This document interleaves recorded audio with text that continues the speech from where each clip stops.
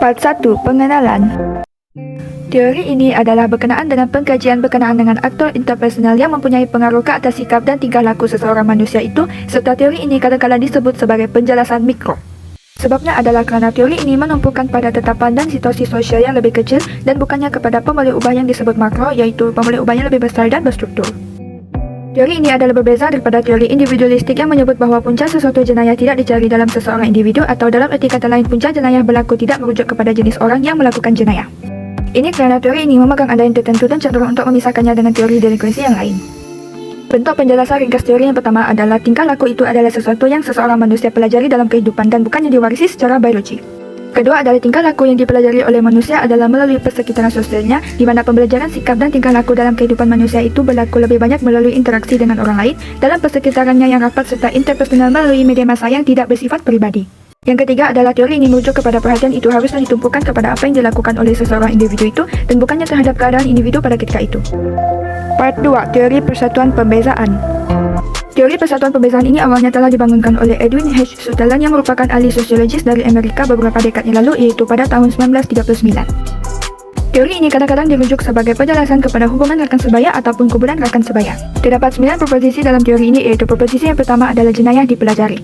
Proposisi kedua adalah tingkah laku jenayah dipelajari dalam interaksi dengan orang lain dalam proses komunikasi.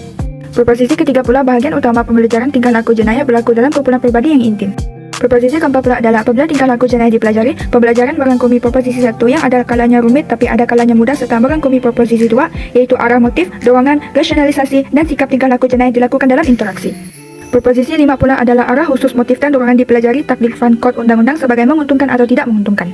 Dalam proposisi 6, seseorang menjadi delinkuan kerana lebihan definisi yang menguntungkan kepada pelanggaran undang-undang berbanding definisi yang tidak menguntungkan kepada pelanggaran undang-undang. Bagi proposisi 7 pula, perkaitan pembezaan mungkin berbeza dari segi kekerapan, tempoh, keutamaan dan keamatan.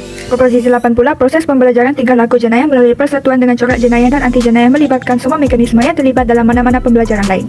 Dan akhir sekali adalah proposisi 9, di mana walaupun tingkah laku jenayah adalah ekspresi keperluan dan nilai umum, ia tidak dijelaskan oleh keperluan dan nilai umum tersebut kerana tingkah laku bukan jenayah adalah ungkapan keperluan dan nilai yang sama.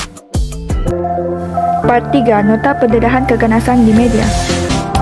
Hubungan antara menyaksikan tingkah laku ganas dan benar-benar melakukan keganasan telah didokumentkan dari usaha awal Albert Bandura dan eksperimen bobot anak patung beliau kepada penyelidikan yang lebih terkini. Antara faktor penyumbang keganasan adalah televisyen dan media massa, di mana pilihan bahawa kanak-kanak yang terdedah kepada keganasan pada awal kehidupan mereka, misalnya di rumah, dan tertarik kepada keganasan di media. Dan faktor yang kedua adalah ibu bapa, di mana sikap dan nilai keibu-bapaan juga dapat mengganggu hubungan kanak-kanak antara menonton video keganasan di televisyen atau permainan video yang berunsurkan tingkah laku ganas dalam kalangan belia. Part 4. Teori Drift. Teori ini dibangunkan oleh David Mazza dan Cushman Skaggs, di mana Skaggs dan Mazza pada tahun 1997 dan Mazza pada tahun 1964 yang berpendapat bahawa remaja hanyut masuk dan keluar dari delinkuensi semasa remaja itu adalah bergantung kepada keadaan sosial dan mood mereka. Teori ini dianggap sebagai teori proses kerana Giovanna bergerak dari delinkuensi atau kenakalan kepada pematuhan kembali itu bergantung kepada keadaan. Dan satu lagi ciri teori ini adalah mempunyai tanggapan bahawa Giovanna menggunakan kehendak bebas dalam membuat keputusan sama ada untuk terlibat dalam delinkuensi walaupun kehendak bebas ini dipengaruhi oleh rakan sebaya. Terdapat 3 konsep peneutralan yang boleh digunakan dalam teori ini, iaitu usaha untuk menjelaskan akibat negatif atau mengecam daripada melakukan perbuatan jenayah atau delinkuan. Kedua adalah untuk mempertimbangkan bahawa peneutralan delinkuensi tidak akan diperlukan jika individu tidak mengambil berat tentang akibat tingkah laku mereka seperti psikopat.